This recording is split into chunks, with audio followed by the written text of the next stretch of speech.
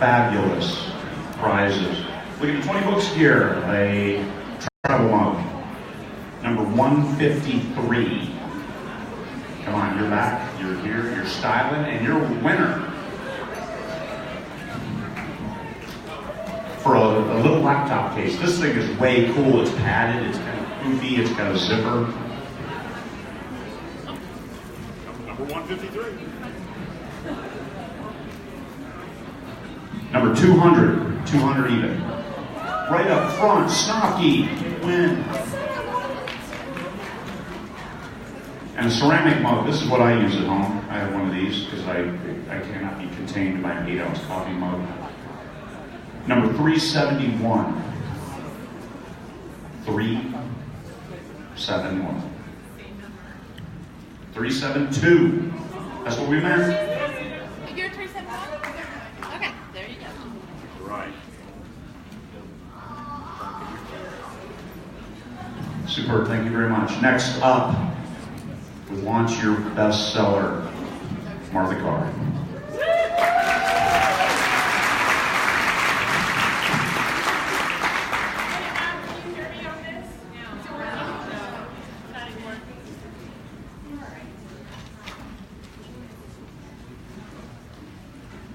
All right, you can hear me now? Yes. Awesome. So I'm going to talk about launch day and in particular,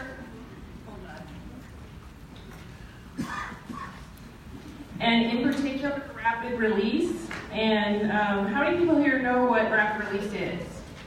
So about half. And I know that the reason Craig asked me to do this was because I publicly on AuthorBiz had a rapid release and of a thriller series, the Wallace Jones series, and it didn't do as we had hoped. And then from the start, I agreed to do it and said, it's just data. And that's what this whole business is. You know, to the best of your ability, you take your ego out of it. And if you can take your ego out of it, I know you're going to succeed. You may not succeed on your first try or your third try, but you definitely will get there. And I'm kind of living proof of it because on my first try, 500,000 words, $6, and it lay there like a dead chicken. And I also even had the advantage of people like Michael Angley and T.S. Paul promoting the books. And it still didn't go anywhere. So then 6 months after that, Michael Angley called me and asked if I would be interested in starting a universe, not a series.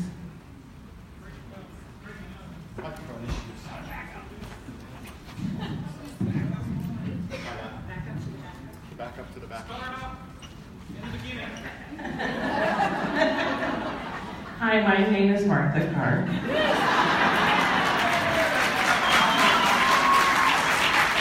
And I think this proves my point about you just keep going. Anyway, so I agreed to do this audio series with Stephen Campbell, and I knew that everybody was expecting that I'd be embarrassed if it didn't do well because he kept saying, "Are you sure?" But it's just data. And so when the data came in and kept saying the readers aren't connecting with this, I had to look at why. And I'll get to that. I'm going to tell you what went wrong and what went right. But 6 months after that, Michael Angley called and asked if I wanted to form a universe, not a series. And I made the decision to follow right behind him and do what he did because he'd already proven it was successful. And mine had already proven I had made some grievous error in there. So the best thing I could do was be open and willing. And to do a rapid release, the main thing you're going to have to be, whether you're collaborating or it's just you, is willing. And I'm going to tell you in different ways how that's vital in order to survive it. And if you're successful, it opens up a whole new range of things you're going to need to do and survive and be in order to keep this going, because you worked awfully hard to get here, and now you're going to have to figure out how to survive it. So I'm going to start with the basics. So rapid release means you're going to be releasing 4 books in a month. So So the series goes, your first book comes out, 7 days later your second book comes out, 7 days after that, or 14 days, your third book comes out, and 2 weeks after that, your fourth book comes out. She said with a straight face. Hecklers from the Andrew Lee camp. I'm used to it. So, but you're not going to be writing those books when the rapid release starts. So it's all about the preparation. Pantsers may find this really hard to do. But I also know that if you really are determined to do this, you can turn yourself into a planner. So all the things you've been hearing all weekend about how to get your blurbs ready, how to get your covers ready, how to get your marketing ready, is going to be done before you approach that pub date. And so the way to do it is you pick, because you're going to need to start to put this into reality and out of theory. So you pick a pub date and work backwards. So how fast can I write? And it's going to be theory for you first. So you have to pick a pub date to give yourself a deadline, an artificial deadline, that you know at first might move. And this is how you're going to get to know how fast you can write. And that was true for me too. I was traditionally published for about, and I was a journalist because I thought newspapers would never go away. And that was my backup plan. And so for 30 years, I wrote about a book a year, and that was considered fast in those days. So I didn't really know if I was capable of this either. And I had to change certain things in order for that to happen. So the things that you're going to, did everybody get the sequence? Did anybody need it again? Sit to say again. Glad I asked. The first book comes out, 7 days later, the second book. 7 days after that, or 14 days, the third book. And 2 weeks after the third book is the fourth book. The reason why you do that is because the Amazon algorithms promote your book for the first 30 days, which means now they're promoting 4 books. And the reason why you want that is because we are specifically aiming at the whale reader, which is the person who voraciously reads and will not read your books until they see that 3 or 4 exist. And Amazon is telling them, because they're promoting 3 or 4 of your books at once, that they do exist. And so if you're unknown, this big giant engine is now doing you a huge favor in telling them. So that's why you're going to do it. So because you're aiming at the whale reader, you want to be in KU, because that's where they are. And if you're unknown, this is going to build your base for you. Does that make sense? Everybody's nodding? Good. Yes? Okay. I also want to tell you too, you can be successful and make errors and go back and fix. This is not a narrow road where if you slip up, all is lost, you might as well go to the next series. Michael and I had the brilliant idea of doing a book 0, so we had 5 books in a month, whatever. And we called it a book 0, and Amazon called it a prequel, or they called it a short story. They called it not part of the series. And we had to give in and agree with them. And then we realized that we were annoying the readers because they'd go to book 1. It's called 1. And then they'd want to know, well, where's the rest of that part? And so we ended up having to go back recently and put book 0 into 1 and remove 0 altogether. And also the other thing we did was the KU went down because they weren't reading that part. So don't do that. She says now.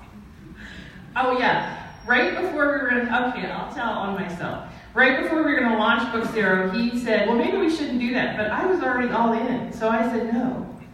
And then I was wrong. So, but the point is, I don't want to give anybody the impression that if you don't get up and do this exactly the same way, that it won't go well. That's not true. And I've been around enough people who've done this. Sarah Nofke, who's an Oracerian, did this as well. And we all have slightly different things that happened that went really well or that didn't, and it succeeds. So I don't want to give anybody the impression that they have to stick to this. It's never a narrow road, and there will be things you'll correct, like getting rid of a book. well, moving it into another. So the next thing you want to do is you want to make a budget, a financial budget, because you don't want to be spending as it comes and hoping you have enough and how much was that. You want a spreadsheet of how much your ads you're going to be willing to spend, how much on covers you can afford to spend, how much on an editor you can afford to spend. This will reduce your stress. And you want to have this conversation if you're in a marriage or a partnership with that person. And here's the other thing that is unique to Rapid Release. You want to have a time budget conversation. Because if you're going to, so let's say you do a Rapid Release and you succeed wildly. So I can tell you my instance. For 30 years, I've been trying to get to be financially successful as an author. I got a lot of critical praise, but never financial. So my whole mindset was toward being successful. And as I was saying to somebody else, it's like planning for this giant wedding and forgetting you'd be married later.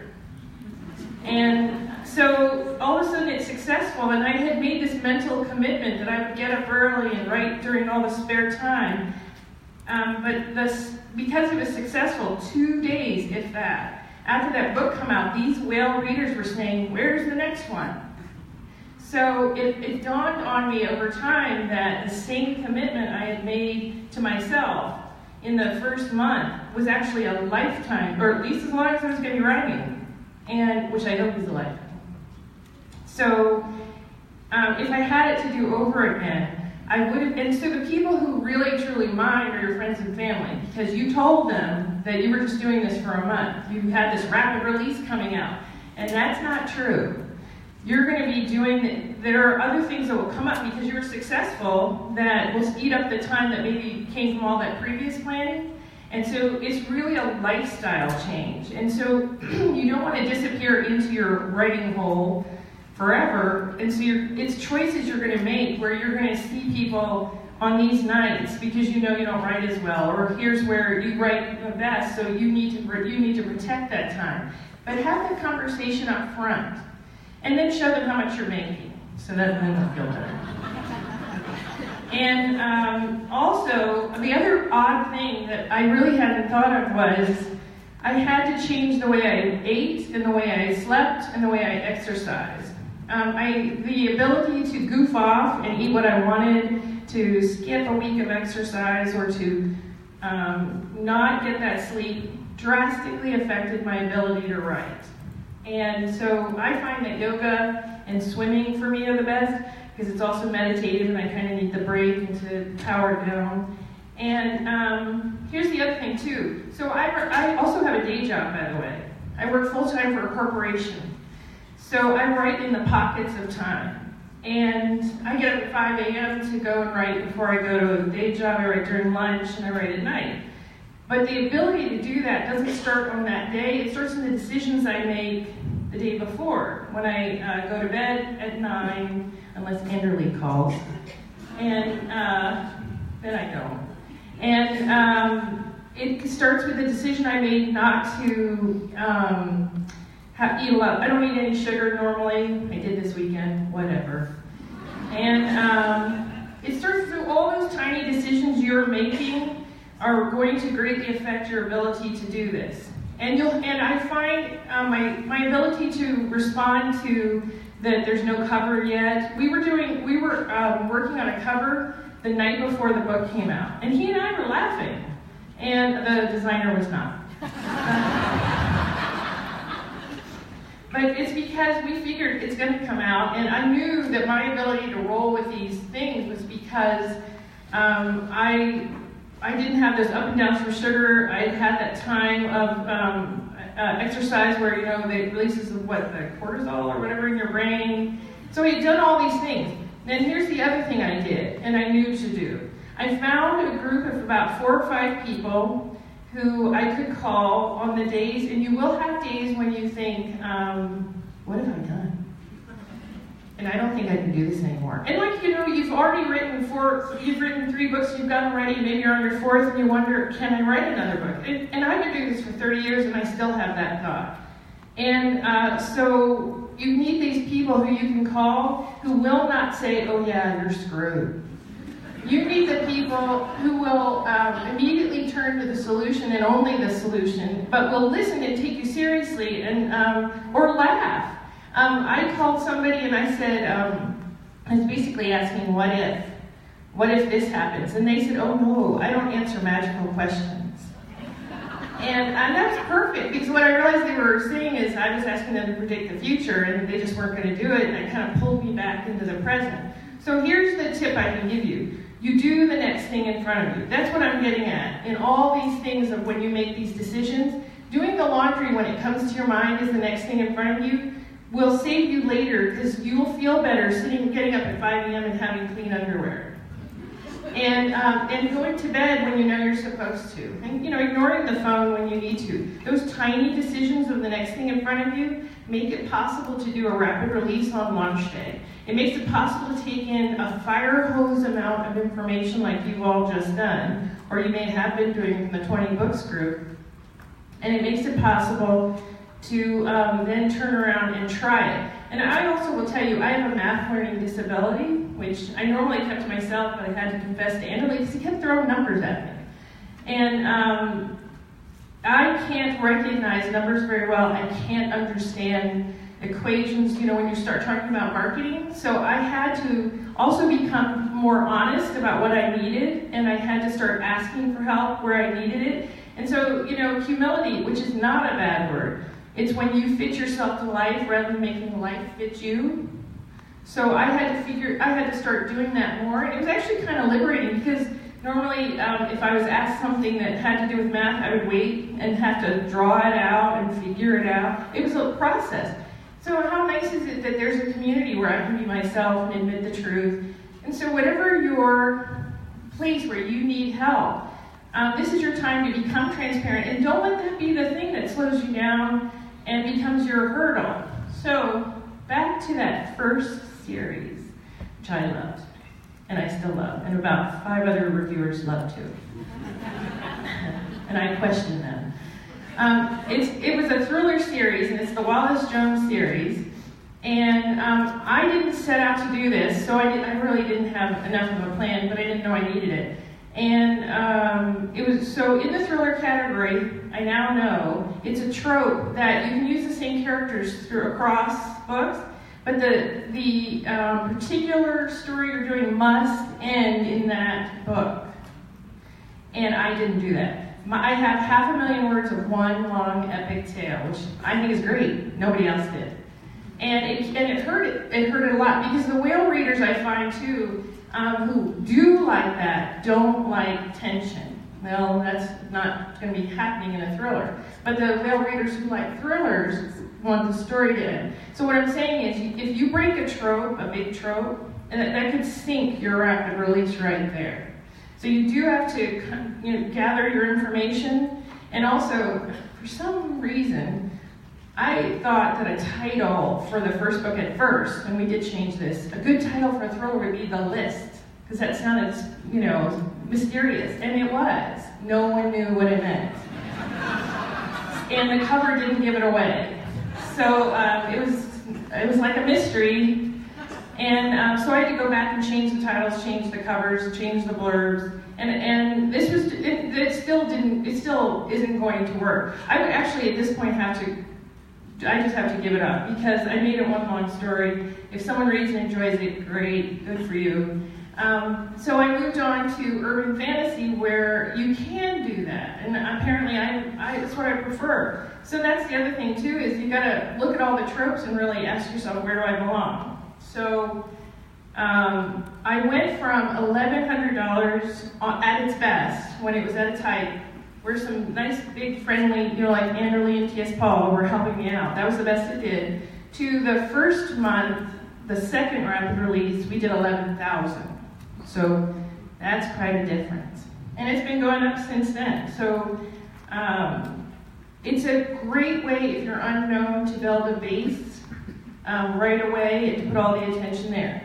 And some other things you can do are newsletter swaps are very useful with people in your genre. Stacked ads, but don't do them until the 3rd or 4th book, because it's not going to really pay off for you. Because again, and you're going to do them on the the first book, and I'm only talking about, you're still in this 1 month time frame. So you need to plan these stacked ads months in advance to get the spot you want on the first book when the fourth book's coming out. Does that make sense? And you can do the first book for 99 cents. We don't actually give anything away for free.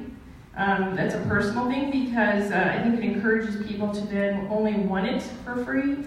And instead what we do is 99-cent release days. And by doing that, the fan base knows that there's a special only for 24 hours, and so they're willing to sign up for your newsletter because they don't want to miss an opening day. So if you want a healthy way, I didn't do that at first, and we found through a survey that most of the people in my newsletter, of about 3,000, only wanted free things. And that's the culture you cultivate if you do the giveaway, and you don't want that.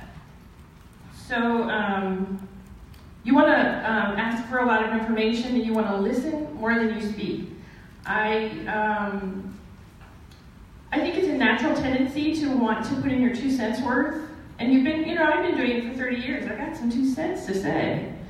But I made a mental decision that that my intention this time would be to earn money. My intention before, I think, was more to be liked. And that's what I got. I got a lot of critical praise. I got exactly what I wanted. And then I found I really wanted the money.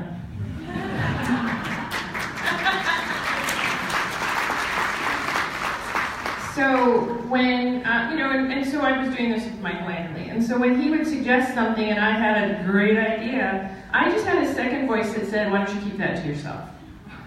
And I would do it his way and find out later why we were doing that. And it made it a lot smoother. And when things didn't go well, what I told myself was, this will work out. I'm going to let this go. And it did. And so it kept my emotional line like this instead of an up and down. But again, I had these friends that I could call who were going to turn around and either we were going to work it out to a solution. And really what they're doing, and you can be the friend for others too. What the goal is to bring the person back to the data. Can't stress that enough. This is all just data. This is not your ego. This is not your abilities. This is data. Because whatever ability you feel needs strengthening, it can be strengthened. So you shouldn't feel like I'm not as good as the person next to me. Why don't you reframe that to say, I know this area, I need help. And go and find out who can help you with it. And if, like me, you cannot do math, and so marketing is always going to be a challenge, sidle up to somebody who's really good at it who can help you do the marketing. So because I do this, the Aura Sarin universe, a lot of the marketing is handled through them. That helps me. And I'm very good at managing. I'm a project manager by day, and that's what I do by managing a universe. So, just don't feel like you have to hide this or that you're somehow deficient. It's not going to be the case. And your writing will get stronger. I'll just mention too that writing with Michael, I had to let go of a lot of the old ways of writing that lots of people who join us have to do too. We break a lot of rules. But I told myself I'm going to follow him, so here we go. And I'm actually finding I'm having more fun because the style of writing he's talking about is more like a conversation you'd have with a friend at a bar. And it's true, 2 things. The reviews in Amazon they mention 2 things a lot. One, that they've mentioned the things that have nothing to do with the plot like others have said, and that's what they almost to a person mention far more. And they mentioned how much they like the characters. And one other thing I wanted to mention, because I haven't heard anybody say it, is in the back of our books we put author notes. And it's a first person, very casual, very personal conversation that you're having with your readers. For example, I like to author block Andrew Lee because he writes his after mine. And so, it's a joke. It's become a joke to see if you can get people to stop dead before they get to his. And Brandon and I did it to him because Brandon wrote about surviving cancer, and so did I, because book 5 of the first series, I was diagnosed for the 5th time with cancer. And so then had to sit there and still type out whatever I could. Maybe that had something to do with why that book failed. Who knows what I wrote. But, so I wrote about going through the Great Recession and newspapers dying and surviving all that, I was down to a bed, a dresser, and 3.5 chairs at one point. Just trying to survive financially. And also about walking into the Philadelphia Library when I was 5. I came from a very poor family. We were food challenged. And so to walk into a library at 5 years old and be told that you could check out any book, as many as you could carry, bring them back and get more, was stunning to a kid like me.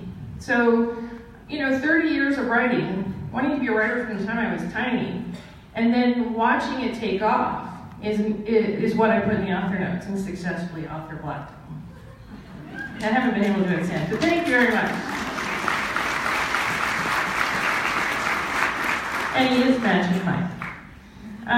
Okay, so also you want to release on either a Monday or a Thursday.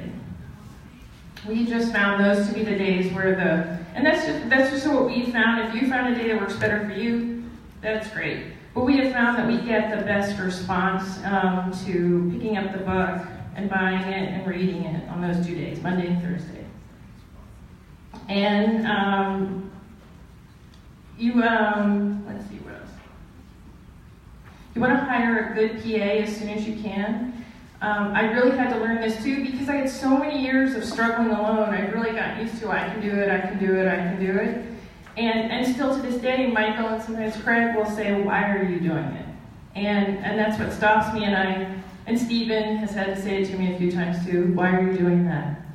And because I'm used to it. And they're right. So now I need to spend some of that money and hire a good PA and start seeing what I'm willing to let go of so I can focus on the craft and the writing and the interacting with the people. And also, if you're doing a financial budget and you're looking for a great way to do it, I would recommend youneedabudget.com. They call it YNAB for short. It's very simple. And you're talking to somebody who's not good with numbers, so you know it must be simple. And I found that I saved more money, and I don't know how I did it, except I had a budget. And I have found that the way you treat money will be the way you treat time, will be the way you treat food, will be the way you treat your writing. So if what I'm saying is difficult for you, pick the easiest one and make the change there, because I've also watched that it has a ripple effect back to all the others, and it will change your life. These simple things will change your life, because now I'm putting out a book a month. And I did take a break in October, and I put out a short for the fans, and we told them that I was going to take a break. And the funny thing is, you do have a slight dip in income, and I didn't like it. And Andrew had to remind me that I was still up here, so chill.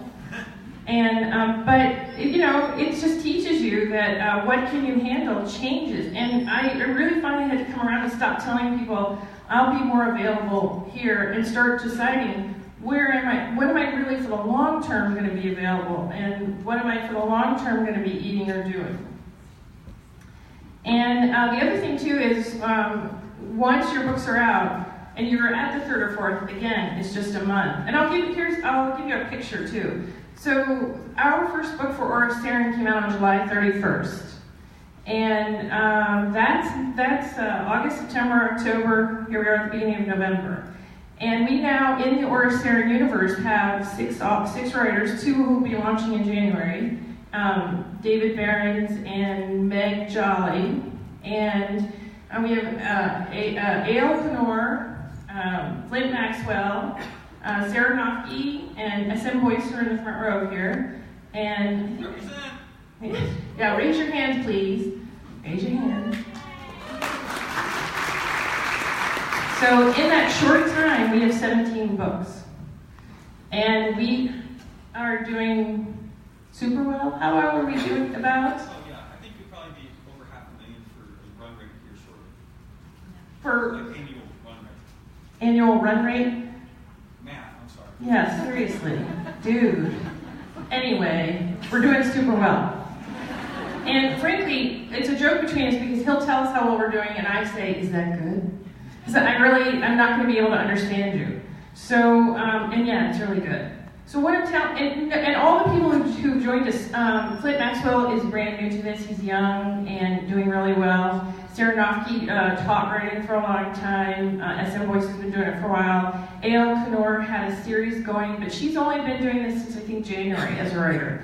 In other words, we take from everywhere, and everyone's doing well because they were willing. The things he was talking about earlier today is what everybody is doing. And then I come behind with here's what you're going to need to do to get prepared so that you can handle this.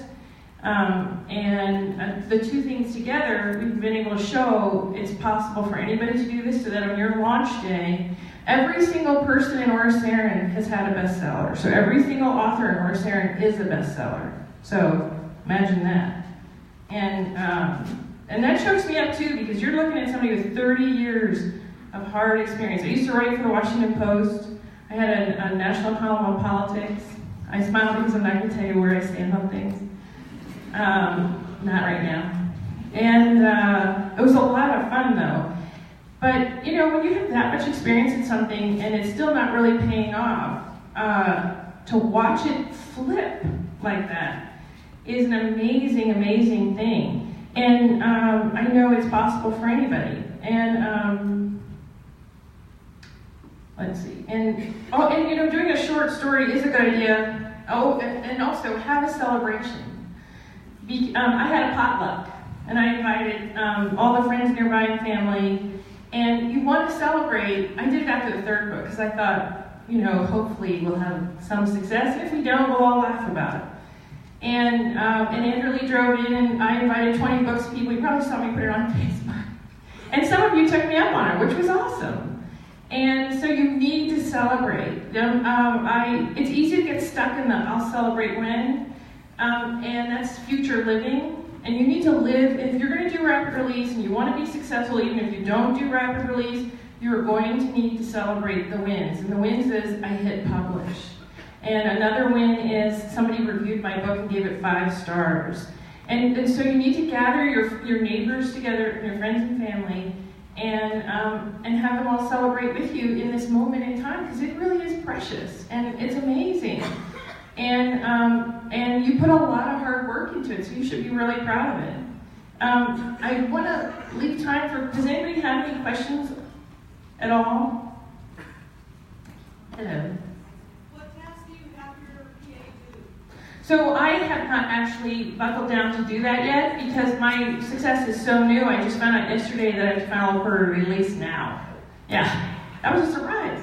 But I do know that what I would like them to do is all that market, is to do the Facebook posts that they happen regularly, and it's to make sure that so once you're successful, readers are very, very responsive and active, and you have to have this constant interchange, and a PA would be very useful for that. And I also do things like, if you buy the paperback, I'll send you a book sticker that I can autograph so that you actually get things like that, the smaller tasks. I would love to have a PA do, but that's on my list to do because I'm only like 90 days, not even 90 days in, and already my life has changed. Is there another question? Yeah? Oh, yes? Mary in the back?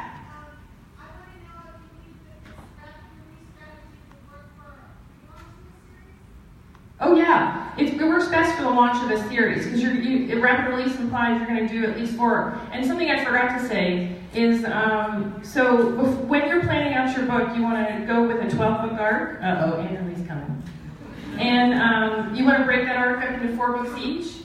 So you do this rapid release of 4, and if you decide I hate this series, I don't want to do it anymore, that 4 you've ended the story to some extent, so that you don't leave the readers hanging. But you've given yourself 2 more arcs to go if you're really in love with it and you have a swearing troll. Anybody who's read the Lyric Chronicles, they know about that swearing troll. A relaunch. Oh, absolutely, absolutely. Actually, the Wallace Jones series, and don't go by the fact that it was a relaunch, but it had fatal flaws, so that sucker was never going to. Yeah, absolutely it would work for a relaunch. Because if you're relaunching, it means a lot of people did not notice you. And so for them, it's a new book. And if you're relaunching, you're changing covers, changing blurbs. It's a new book. Yes. but still. One of the things I want to mention is the fact that, don't go anywhere. One of the things that I think is really kind of phenomenal in Martha's story is, remember, she's been traditionally published and working with the traditional world for 30 years. With an agent. And that means that all the way up to the point to when she was working with myself, they all basically said no to her, right? At the end, no, no, no, no, no. And now all of their books are where, and her books are up top. And what did that change? What changed is the fact that someone saw something in her and worked with her to bring the piece out of them that those motherfuckers couldn't do.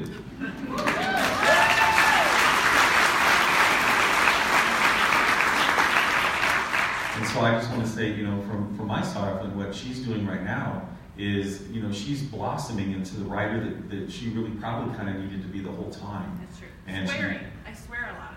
That's very Yes, I'm sure I'm going to get plenty of comments about F-bombs. So, but anyway, I just wanted to kind of mention the fact that it's like all of you are in the same boat. All of you have this opportunity that she has as well, that is stepping into your future. It's almost like, I'm so thankful this is a non-profit event, otherwise it feels like I should be selling something into this. But it's just really, it's like, that's what is going on. But, just from that's my piece to you, is like, you were always there. You were there for 30 years. They didn't see it. I did. Thank you. Thank you. Very nice. I know there's somebody in the way back who had a question. Go ahead, your hand's up.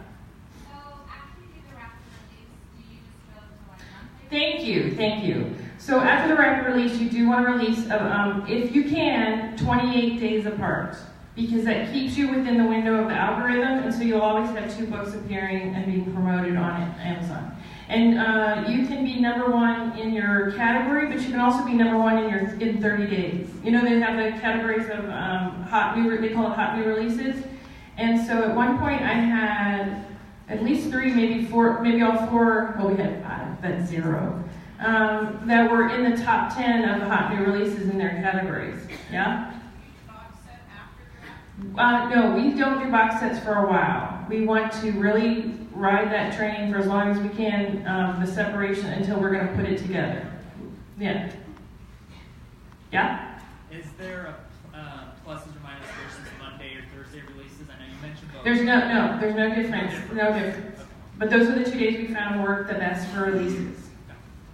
Okay, and talking on short stories, are you releasing those? And what are the lengths of the books you release? So the short stories were so that's a great question, because the short stories pull out the characters that they really, really super bonded with that aren't the main character, and we do a little backstory. So the troll's name is Yumfuck Tiberius Troll.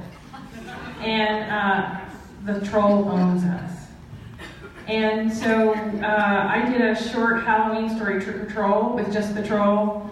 And it gave the fans an opportunity to get to know the troll better. We also did a fan contest where the fans did the cover, so it saved us the money from doing the cover. And they got the pleasure of seeing their cover out there. And it's a great way to give yourself that break to get over it, but it's a way to strengthen your characters that everyone's telling you they want more of. So how often are you releasing, are you releasing your novels every 20 days? Or Yes. And then the short stories just in between? The short stories are like a gift to the fans. And are those being released, or are they? They're released and they stay there, so you'll see Trick or Troll up there, and I think it's and so those can be anywhere from 8,000 to 15,000 words. And whatever, it's going to be what you can handle. And we're going to do another one at Christmas with the regulars at the bar, who, if you are in 20 books, you may notice the names. There's Scott, there's Paul, there's Mike, there's Craig. It's fun. I knew what was going on. And then I also later, one of the super fans, I gave one of them the name of the regulars as well. So do things like that. They see their name and they're super excited. And I'm done. If you have more questions, Martha Carr author page on Facebook, I do answer everybody. So you can feel free to write to me and ask me whatever specific questions you have. And thank you very much.